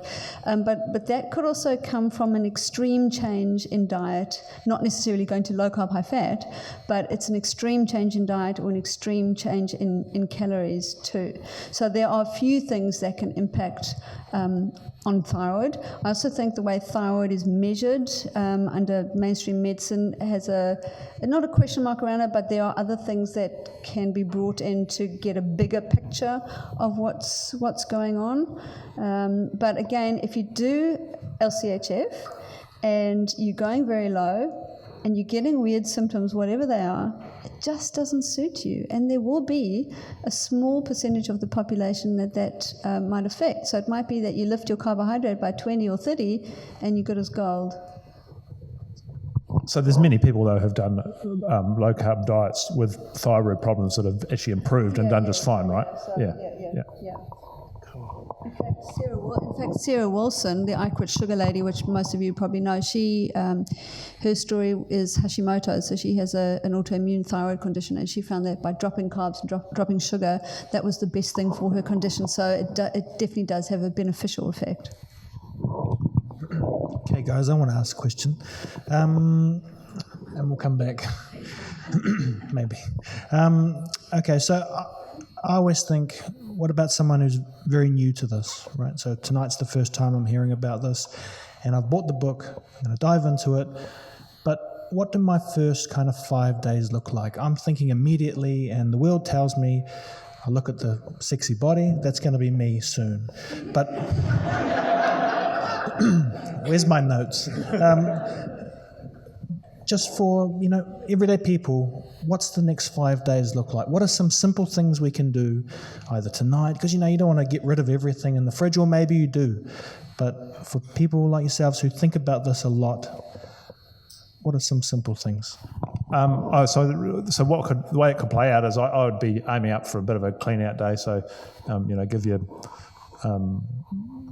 rice and pasta to the Salvation Army or something, and then stock up your fridge with some, with the right stuff. Okay, get stuck into it. I think you're going to need to be reasonably strict. Things may turn ugly, and we've done trials on this. So some people have very few symptoms, feel just fine. Other people go through a few days where they feel quite lightheaded, their concentration's impaired because they're no longer able to supply enough glucose to their brain. They've been used to doing that for their whole life. Their body's having to completely reorchestrate where it's getting fuel from. So there's an adjustment period, and then all of a sudden you can't spell the and went or something, and depending on what sort of job you're in, that may be an issue. So you might want to have that over the weekend or some period where you're not doing that. The other big tip here, and I'll have more than these, is that what happens, and we just published a paper in actually the world's most prestigious medical journal, The Lancet, on exactly this, is that insulin, when your insulin's up, you retain sodium in the blood, so salt pushes your blood pressure up. When you go on a low-carb diet and insulin's down, you actually excrete sodium, so low blood pressure and low salt can be a problem. So what you strangely have to do, counter to popular belief about salt, is when you go on a low-carb diet, you actually have to substantially up the amount of salt that goes on. The good news about that, of course, if you put on its own sort of spinach and those silver beet, those sorts of things taste quite horrible. If you add butter and salt, they're actually quite a nice food. At least that's my opinion. So that's the advantage of being able to do that. So, but salt is absolutely crucial. And I've seen many failures of people where they go, well, I tried this and I felt terrible, and there's nothing I could do to get out of that. And we simply upped the salt, and they were away. Yeah, I find people get symptoms if you go into keto and you start from really high. If you have 500-600 grams of carbohydrate and you drop it down to 20, you probably got to, even with the salt, brace yourself for the week. But if you are, sitting on 200, 250, which is kind of average amount of carbohydrate, and you drop it down to somewhere between 70 and 90 or 100, most people don't have any symptoms at all. If you are totally addicted to sugar, you will probably get a headache and it will stay there for about 7 to 10 days, and afterwards you will be totally fine. So you've kind of just got to know what you're up for. But I think if you are totally new to this, it's all very well you can know everything in the book and wake up tomorrow morning and go, oh, now what? You still need to do a bit of planning. So you need to think in your head, what I'm going to have for breakfast tomorrow, the next day. Have I got it in the fridge? What am I going to have for lunch? And really plan it through. And if you plan out a whole week, it might be onerous, but everything will fall into place, because then the next week it's there and you can just tweak some ingredients. So planning and forethought is really how you get started, and shopping at either the edges of the supermarket or the veggie shop or the butchery to buy whole food. And if you forget everything, you can just eat whole food, and that's a good way to get started. Nice, simple, basic way. So just one thing that you mentioned there, which reminded me, which we should say, is that some people, they go, well, there's a thing called carb and sugar addiction. Is there such a thing? Well, what we notice, and we know the pathway, it's the dopamine pathway, it's this pleasure neurotransmitter, it's in the mesolimbic system, it's the exact same pathway that crack cocaine and heroin, tobacco and alcohol all work on. And so when you stop it, and you were addicted, there might be some people, then you will have withdrawal. It's straight withdrawal. It's exactly the same as getting off those substances. Okay, good luck. Obviously, the low carb diet being really good for celiacs and gluten intolerant people. There seems to be an absolute epidemic of celiacs nowadays. I just want a dietitian what your opinion is, why there's so many people with celiac now. Actual diagnosed celiac isn't really growing. It's only about 1 and a bit %, but there's this whole group of people that have non-celiac gluten sensitivity, and it's more to do with something which is loosely called leaky gut. So it's the gut is basically not functioning properly. It becomes sort of leaky. The tight junctions are not tight and basically letting proteins through to the system, and that's causing some drama. It's not a true celiac problem, but it is a gluten and a glide and other aspects of wheat problem as well. So many people who do the celiac test and they find that it's negative, they remove wheat and they feel better. And that's the best way to diagnose. You can do all the tests under the sun. That's the best way to sort of diagnose if you've got a gut issue. As long as you are putting all the nutrients in that you need from different food sources and making sure that that is good, you need to take the problem away from the gut. You need to rest the gut. And often people who have gluten issues in the gut end up having dairy issues in the gut, not because they've got a gut issue, but because their gut is really damaged, that they start reacting to other things. So basically, sometimes people need to just remove gluten and they're fine. Other people remove gluten and dairy and do a sort of gut kind of protocol, rest the gut for a while, and then they can find that they can reintroduce something like dairy. So celiac similar, but leaky gut is going kaboom. So the reason that people would say that is that gluten is a protein. It's a protein that's in wheat. There's some, 40 different proteins in wheat. The interesting thing is, though, that wheat, as we have in our modern food supply, is a plant that was genetically bred over the last 40 years and doesn't resemble anything plants that have ever been around before. So there was something like 20 different proteins in ancient wheats, and now these modern ones look nothing like the same. And so Caryn's right, then your stomach, for some reason, is letting these proteins into your bloodstream.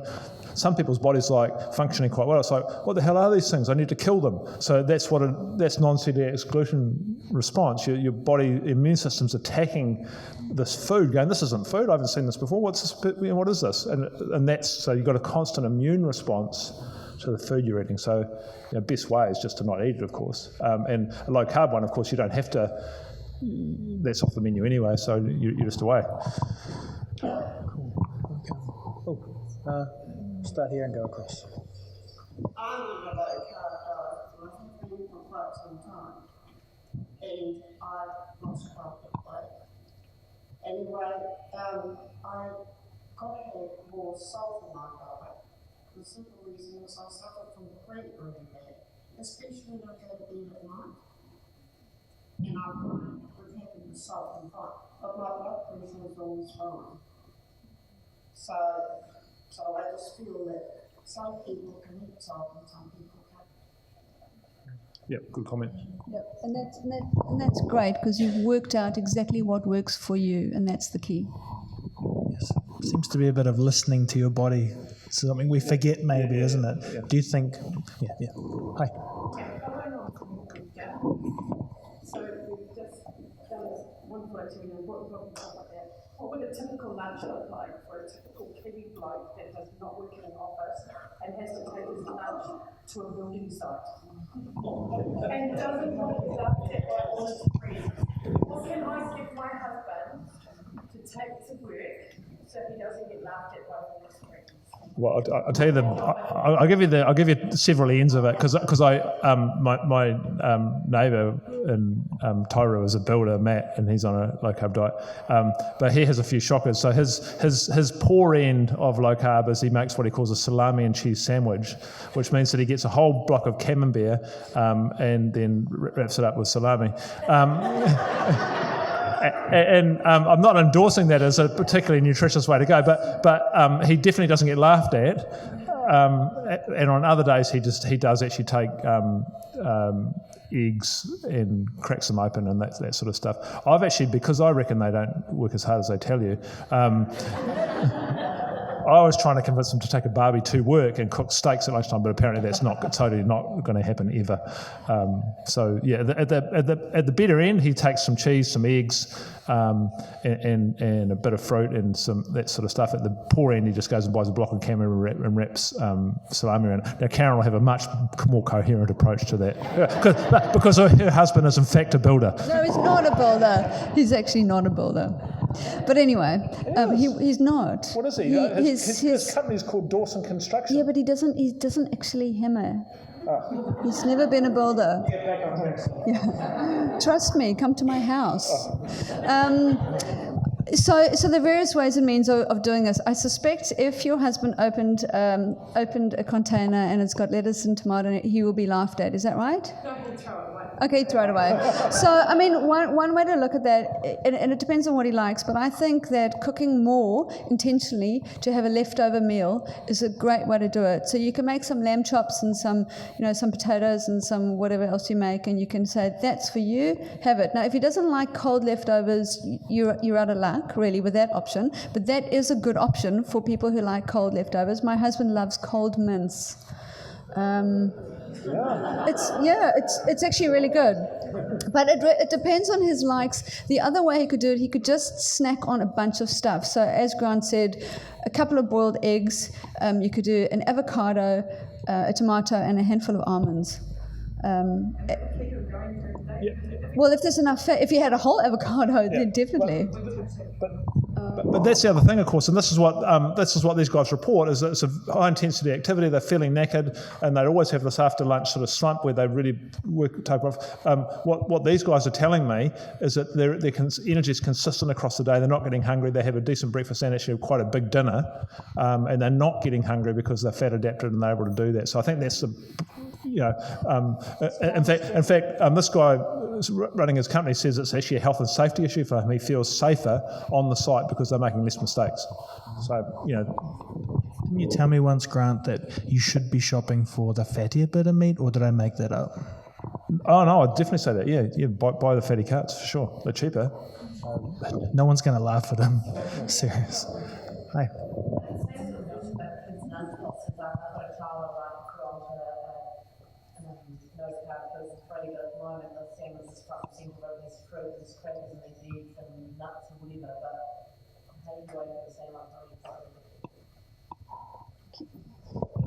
again, there are lots of, many ways to skin a cat. And sometimes the sandwich, lunchboxes are just the most highly most emotive topic I've ever come across. But it might be that if you change things at breakfast and you change things at dinner and you change some of the other things in the lunchbox, you can still have the sandwich. It's not about getting rid of every little bit of, grain possible. That's one way of doing it, because the overall carbohydrate load would come down. But other ways of doing it, again, it's just getting really creative, and that takes time. Leftovers as well. As long as there's some protein and fat and vegetables in there, again, you've got eggs, you've got leftover chicken drumsticks, sausages, you've got the protein in there, carrot sticks, all that kind of stuff, and then the fat. So however that's going to look, mayonnaise, pesto, avocado, that kind of stuff. I will say that if you want some good ideas, there's a woman who we liaise with quite closely. Her name is Libby Jenkinson, otherwise known as the ditchthecarbs.com lady, and she has got great ideas for lunch boxes. So if you search ditchthecarbs.com, it'll all be there. Yeah, so she's got like the top 3 low carb websites in the world, and she's in Belmont. So that's quite good. So it's all local stuff. Cool. Who's up? Hey. To talk in New Zealand a couple of years ago, and there was a chap was talking about fruit, and he had a picture of a bear gorging on berries, and the message that we took home was that we shouldn't be eating fruit. So can you just talk a little bit more about fruit, please? Oh, so that was when we did what's his name? Richard. Oh, Richard. The fat switch guy, Yeah, Richard Johnston. Professor Richard Johnston from Colorado. So merely the point there is that when we talked about that whole idea about insulin and leptin, is that when a bear is getting ready for hibernation, it eats about 10,000 ripe grapes in a day. Is generally what they would try to seek out, because grapes are very sugary fruits. They'll get berries and stuff as well, but it's really ripe grapes that bears will try and seep out. That's because they're so high in sugar, and it'll bang up their insulin. The leptin won't get seen, and they'll this fat switch, exactly that thing that you don't want long term will turn on. But you're right. So is fruit in or out? Well, I think Caryn alluded to this order. All fruit's not created equal. A cup of grapes is 60 grams of carbohydrate. A cup of berries will be 9 or 10. So there's a 6-fold difference between the sugariest fruits and the least sugary fruits, and then there's a whole bunch in between, from bananas being fairly sugary to apples and oranges being a bit less so. Probably depends on time of year and ripeness and type of apple and all that sort of stuff. I eat berries every day. My boys eat berries every day.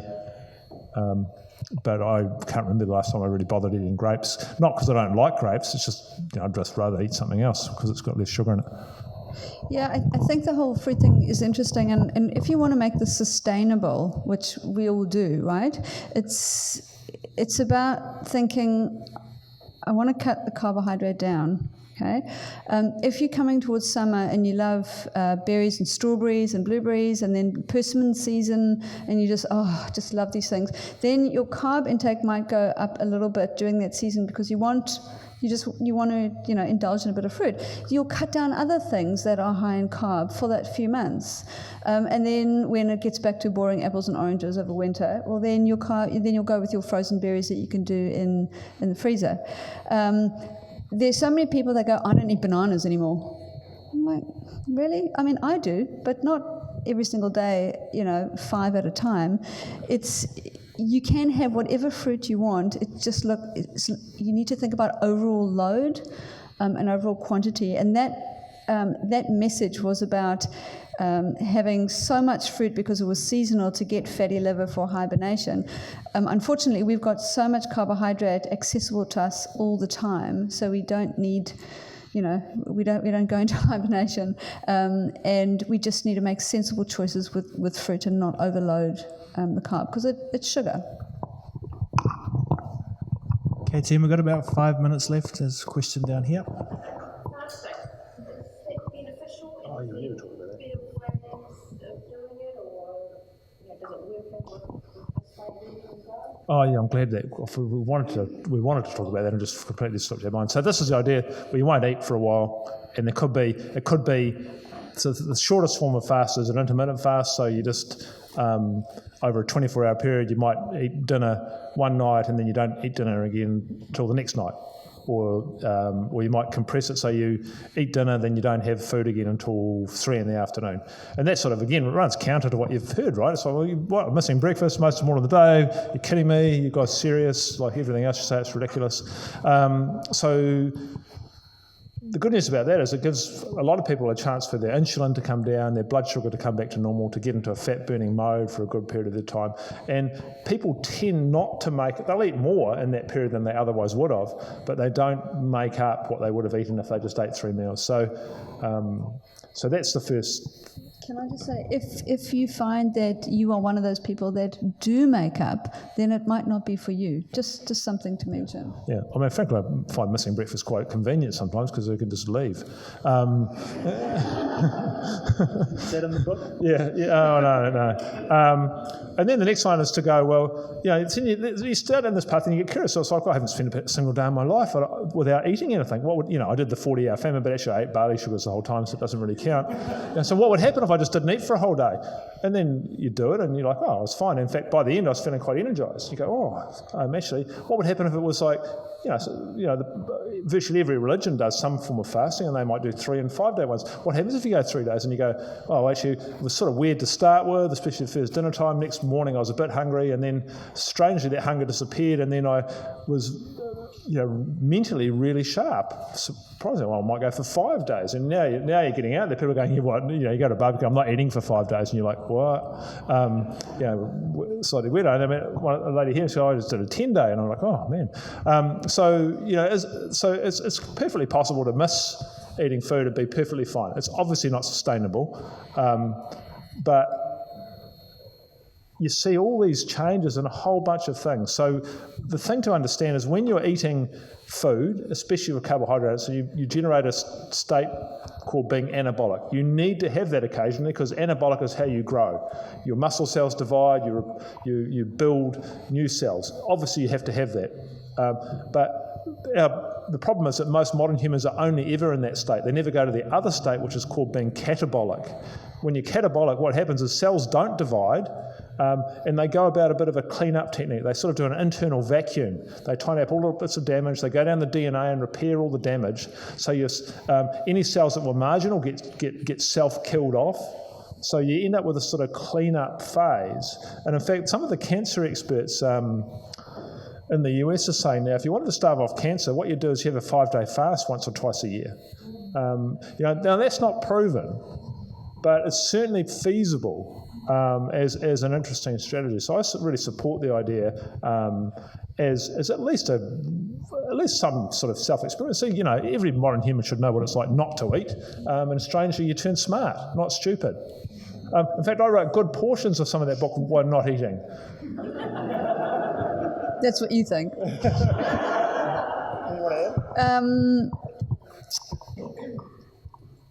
No. You're not really fast. I can't go beyond 1 day because I just like food too much. I think if I lived on my own, I could have a go, but one day's ample. Oh, I do know what I was going to say. I was going to say fasting when you're fat adapted is way easier than fasting when you are on a high carb diet.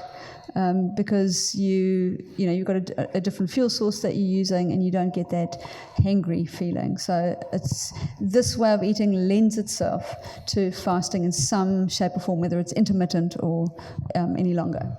That's the sort of 5-2 method, isn't it? You eat whatever you want for 5 days, 2 days a week you just suffer. And I don't really support that. Okay, and right at the back, sorry folks, this is our last question, but we can do this again, right, tomorrow. Breakfast is my big struggle. It's toast or cereal or something, and I just wanted some good ideas for a good breakfast.